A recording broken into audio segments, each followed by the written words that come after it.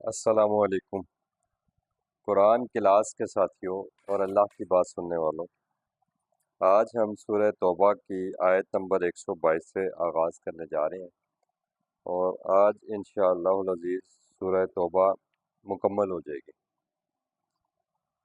اعوذ باللہ من الشیطان الرجیم، بسم اللہ الرحمن الرحیم۔ آخری رکوع سے پہلے ایک آیت پچھلی مرتبہ میں نے یہ بات کہی تھی کہ ہم انشاءاللہ اگلی دفعہ اس کو تھوڑا سا دیکھیں گے، اور اللہ تعالیٰ نے اس میں جو بات کی ہے کہ وما کان المؤمنون، یہ ممکن نہیں ہے کہ سارے مومن، سارے جو اللہ کی بات مانتے ہیں لوگ، سب مسلمان، وہ کیا کریں، لینفروا کافۃ،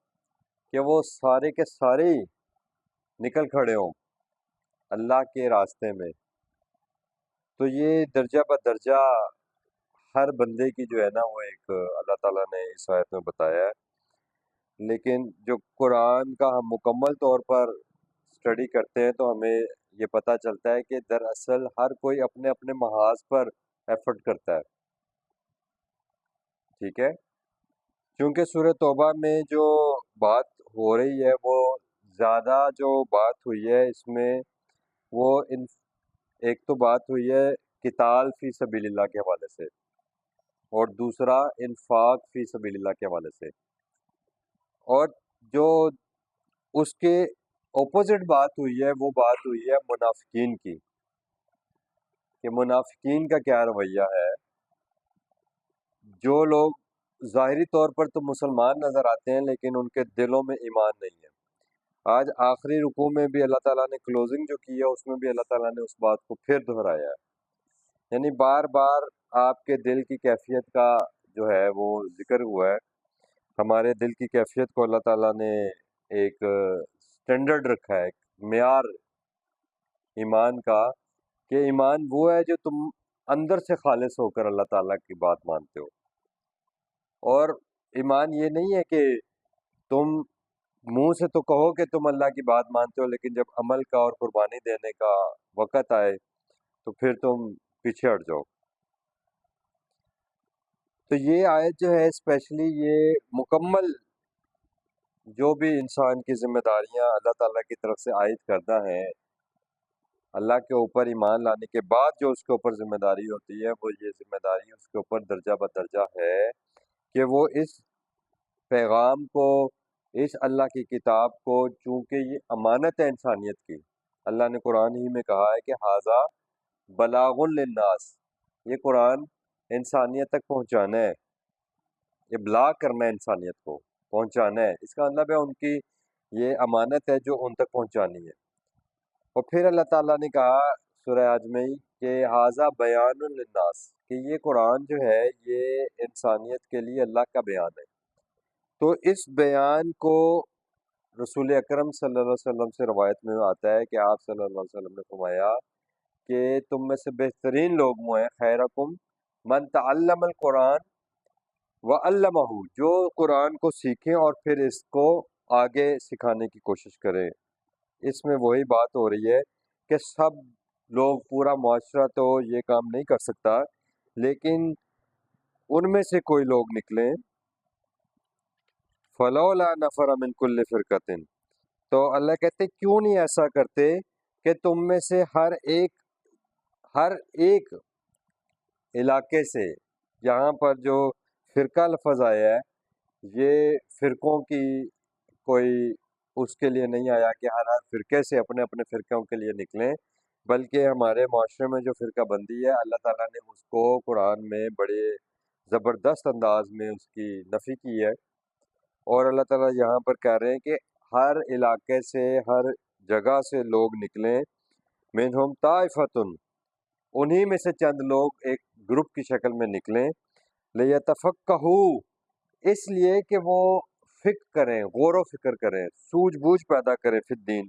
اس دین کو سیکھنے میں، سمجھنے میں۔ اور اللہ تعالیٰ نے، آپ جانتے ہی ہیں کہ جو بیت اللہ ہے، خانہ کعبہ ہے، وہ مرکز ہے،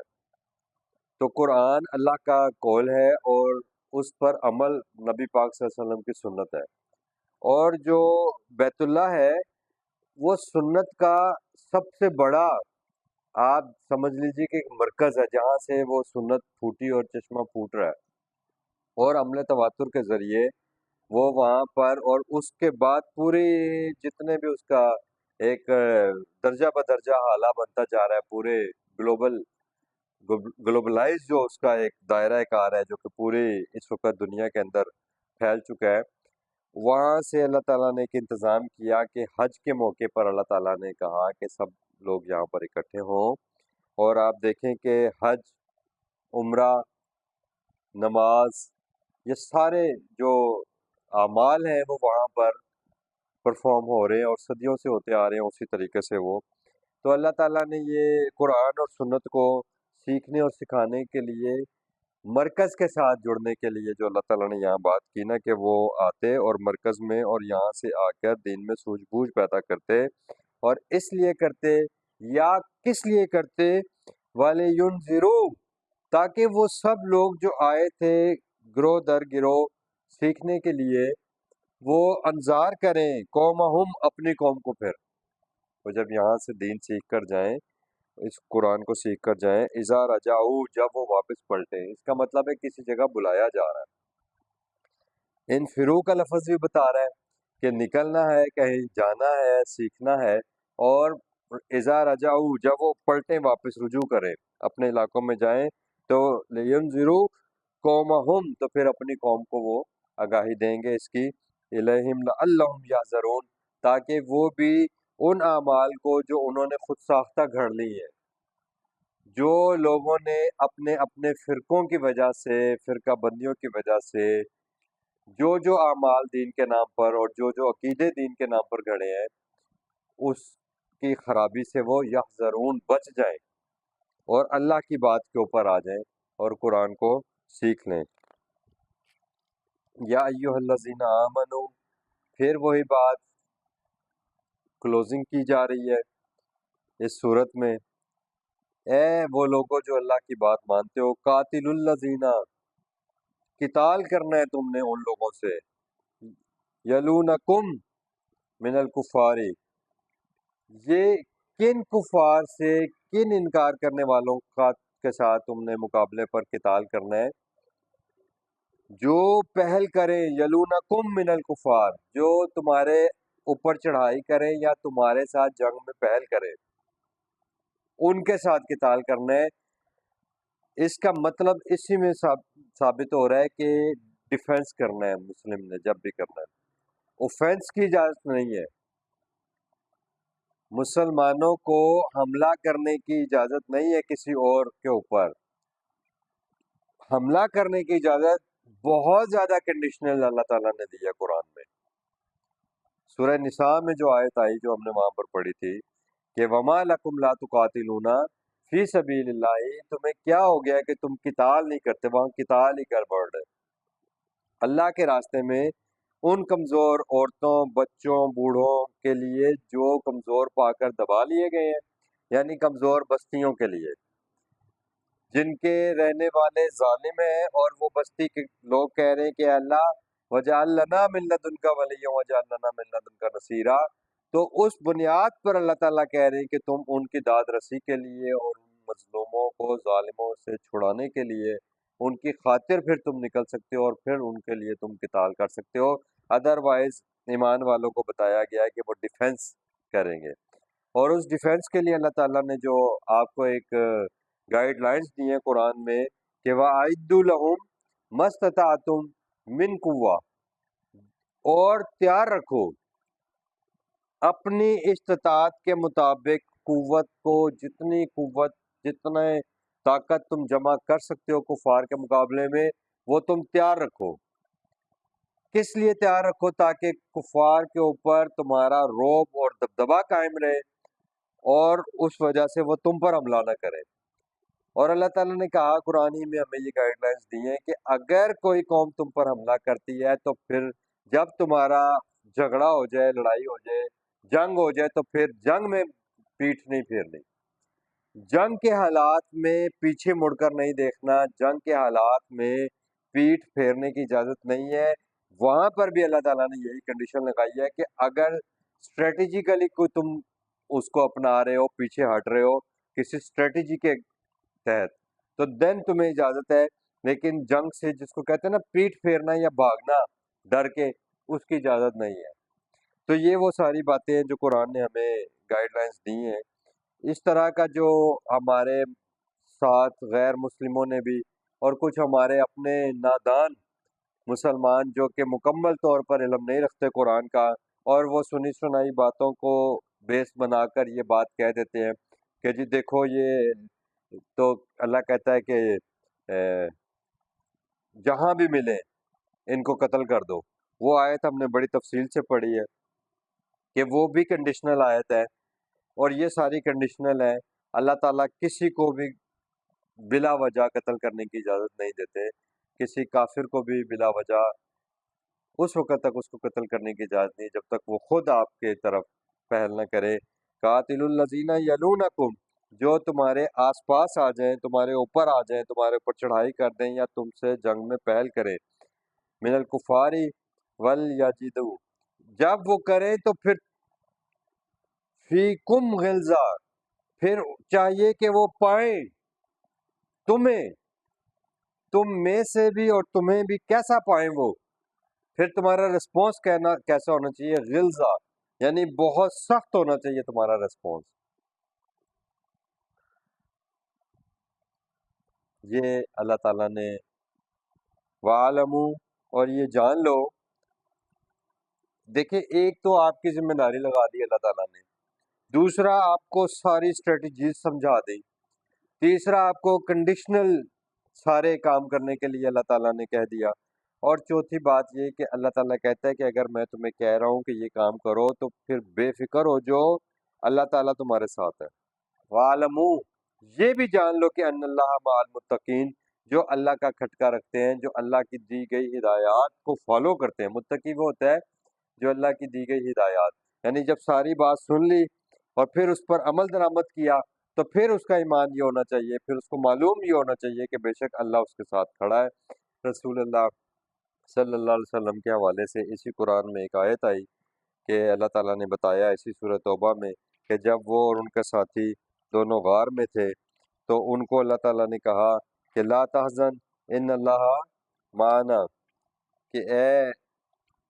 अबू बकर आप गम ना करें, परेशान ना हो, बेशक अल्लाह जो है वो हमारे साथ है। बहरहाल वाइज़ा, अब अल्लाह ताला फिर वही बात जो मैंने आपको बताई थी कि मुनाफिकीन के हवाले से दोबारा इसको डिस्कस किया जा रहा है, क्लोजिंग की जा रही है किताल के हवाले से और मुनाफिकत के हवाले से, जो सारा मेन इस सूरत का टॉपिक है कि ये मुनाफिकीन क्या करते हैं। वो कहते हैं कि वाइज़ा मा उनज़िलत सूरतुन, जब भी कोई सूरत नाजिल होती है, फ़मिनहुम मन यक़ूलु, तो उनमें ऐसे लोग भी मौजूद होते हैं जो ये कहते हैं अय्युकुम ज़ादतहु हाज़िही ईमाना, इस सूरत के नाजिल होने के बाद अब तुम्हारे ईमान में और क्या इजाफा हुआ है, क्या तुम्हारा ईमान और बढ़ गया अल्लाह के ऊपर। फ़अम्मल लज़ीना आमनू, बस रहे वो लोग, फा बस अम्मा रहे वो अल्लज़ीना वो लोग जो आमनू अल्लाह की बात मानते हैं, फ़ज़ादतहुम ईमाना, बस यकीनन ज्यादा होता है, बढ़ जाता है ईमान, उनका ईमान। वहुम यस्तबशिरून, और उनको इन सूरतों के जरिए अल्लाह ताला खुशखबरियां देते हैं। वो जो मैंने अभी ऊपर अल्लाह ताला की बात आपको बताई कि वालमू अन्नल्लाह माल मुत्तकीन, अल्लाह ताला अगर तुम्हें किताल का कह रहा है तो ऐसा नहीं है कि अल्लाह ने कहा कि तुम जाओ और लड़ो। हज़रत मूसा अलैहिस्सलाम की कौम ने हज़रत मूसा से मुतालबा कर करके कहा कि हम पर किताल फ़र्ज क्यों नहीं किया जाता, और जब किताल फ़र्ज कर दिया तो वो अल्लाह ताला ने वहाँ पढ़ा हमने पीछे हम पढ़ कर आए हैं कि उन्होंने अपनी उस कौम ने कहा कि मूसा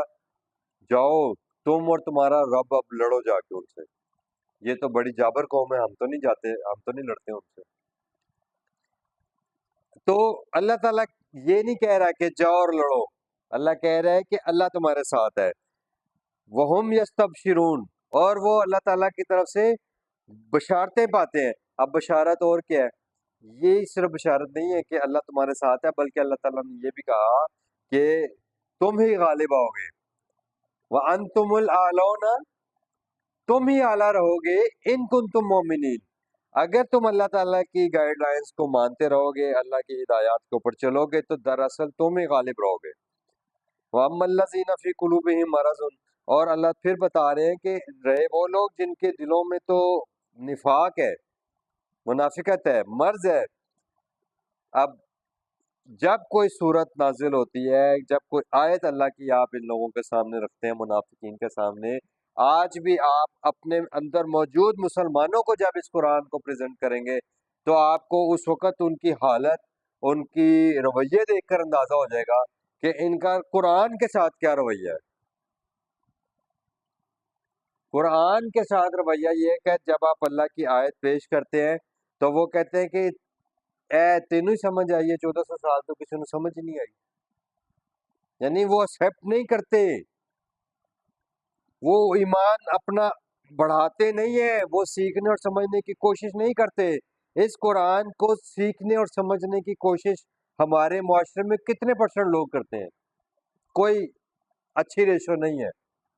اگر میں آپ کو کہوں کہ 99% لوگ اس کو سیکھنے اور سمجھنے کی کوشش نہیں کر رہے تو بالکل غلط نہیں ہوگا یہ۔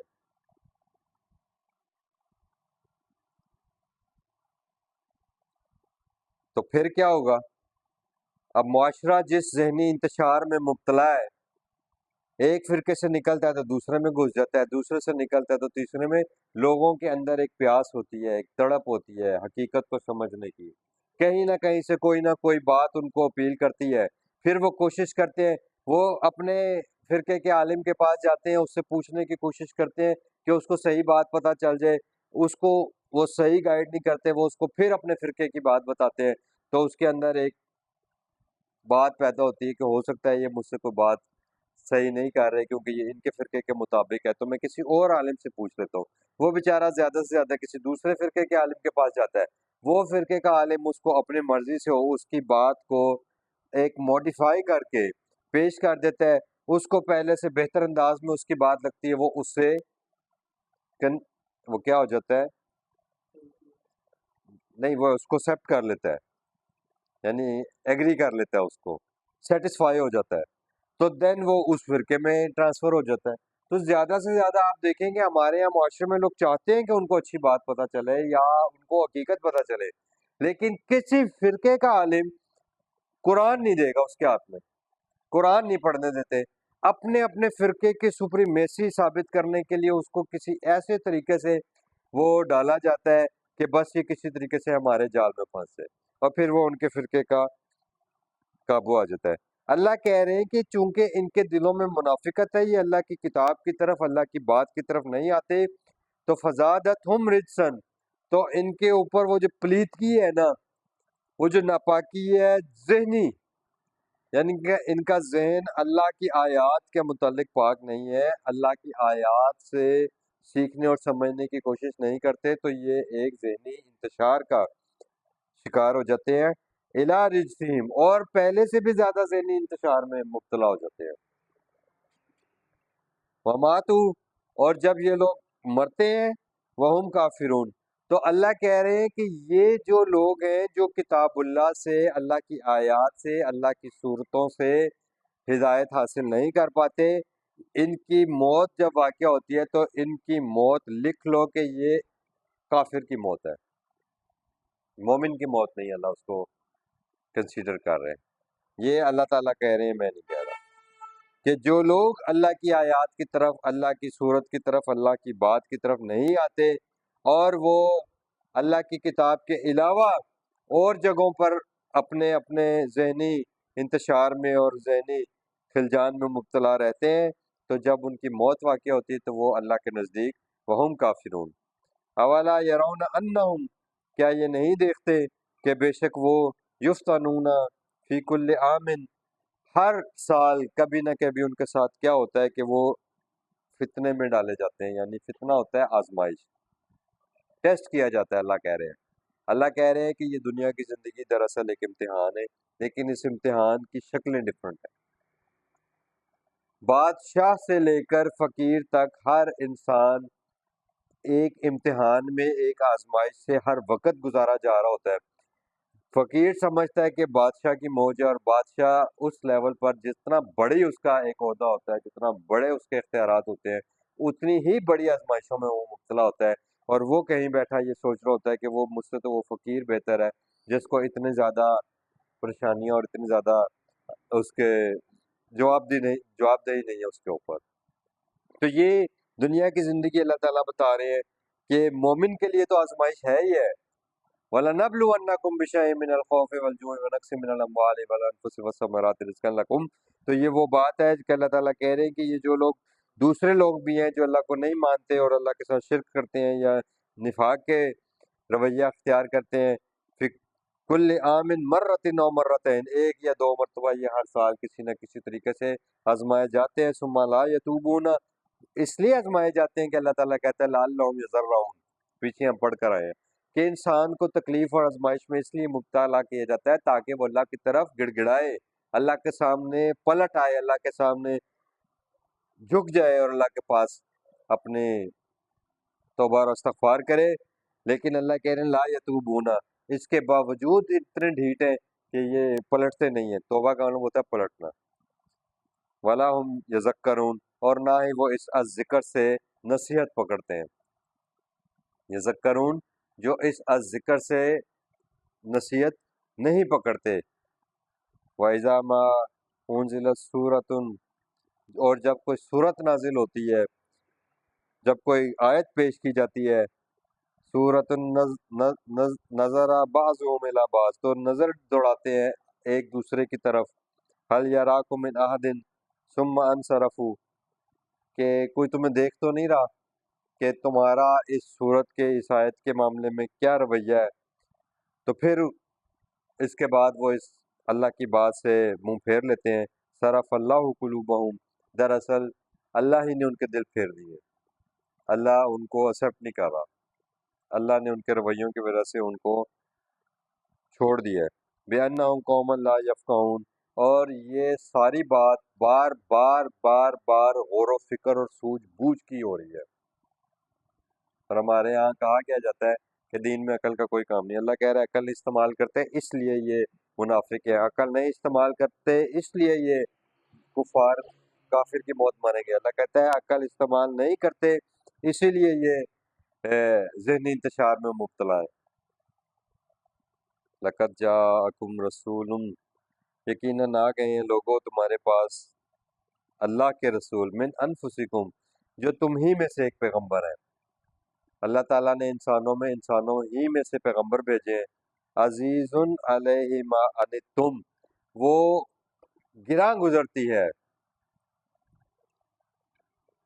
ان کو وہ جو تمہیں مصیبت یا آزمائش ہوتی ہے نا، تم پر جو آزمائش اللہ تعالیٰ کی طرف سے ڈالی جاتی ہے، رسول اکرم صلی اللہ علیہ وسلم کو وہ بڑی تکلیف دیتی ہے، بڑا بے چین کر دیتی ہے ان کو، گراں گزرتی ہے رسول اکرم صلی اللہ علیہ وسلم کو تمہاری تکلیف۔ یہ کتنی بڑی اللہ تعالیٰ نے بات کی ہے۔ اللہ تعالیٰ بھی انسان کو جو تکلیف دیتے ہیں وہ اللہ تعالیٰ اس وجہ سے دیتے ہیں کہ اس کو ٹیسٹ کریں، ورنہ اللہ کو کسی کو تکلیف میں ڈالنے کا کوئی شوق نہیں ہے، اور اللہ نہیں ڈالنا چاہتے۔ لیکن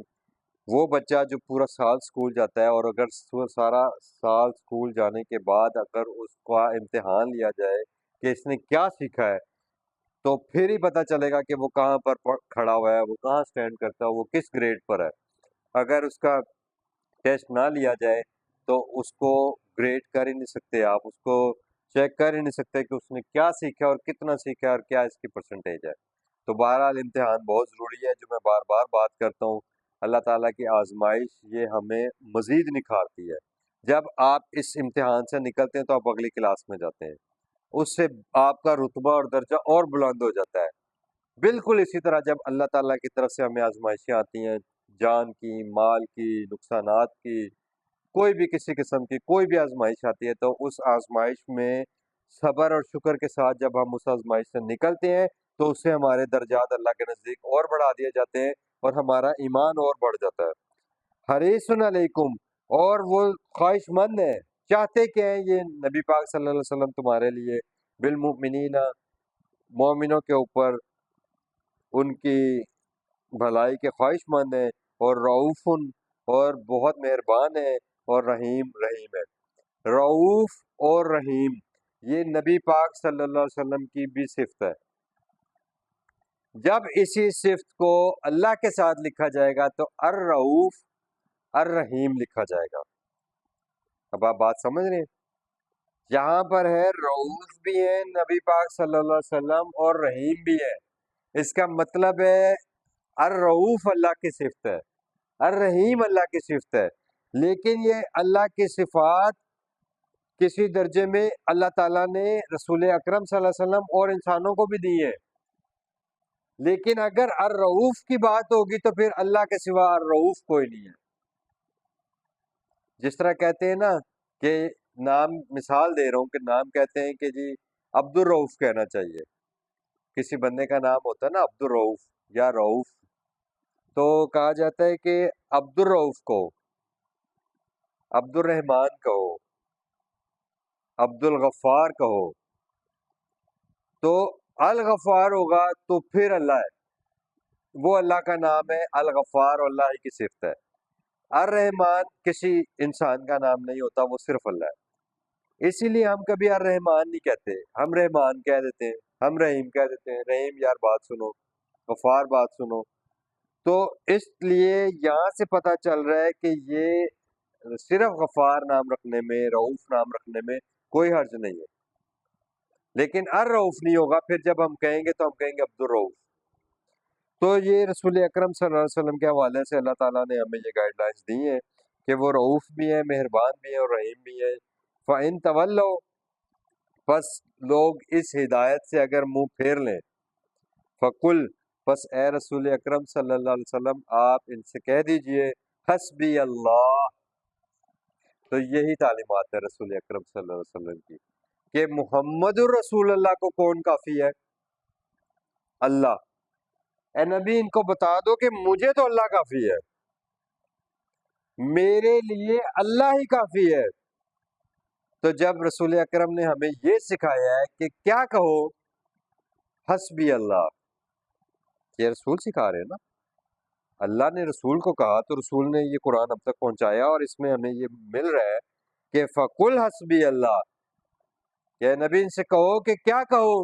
حسبی اللہ، کہ میرے لیے اللہ کافی ہے۔ تو ہمیں بھی یہی کہنا چاہیے کہ حسبی اللہ، حسبنا اللہ و نعم الوکیل، نعم المولا و نعم النصیر۔ اس کا مطلب ہے پھر کوئی اللہ کے سوا کوئی مولا نہیں ہوگا، اللہ کے سوا کوئی مولا نہیں ہے۔ یہ جو کہہ رہے ہیں نا کہ جس کا میں مولا اس کا، وہ روایت آتی ہے نا، جس کا میں مولا اس کا علی مولا، اللہ تعالیٰ نے یہ قرآن میں یہ بات نہیں ہے۔ اور وہاں پر جس تناظر میں بات کی گئی ہے روایت میں، اس کا تناظر یہ ہے کہ اللہ تعالیٰ نے قرآن میں یہ بات کہی، ابھی سورہ توبہ میں ہم پڑھ کر آئے کہ نبی پاک صلی اللہ علیہ وسلم اور مومنین جو ہیں وہ ایک دوسرے کے اولیاء ہیں، یعنی وہ لوگ جو موجود ہیں اور موجود لوگ ایک دوسرے کے لیے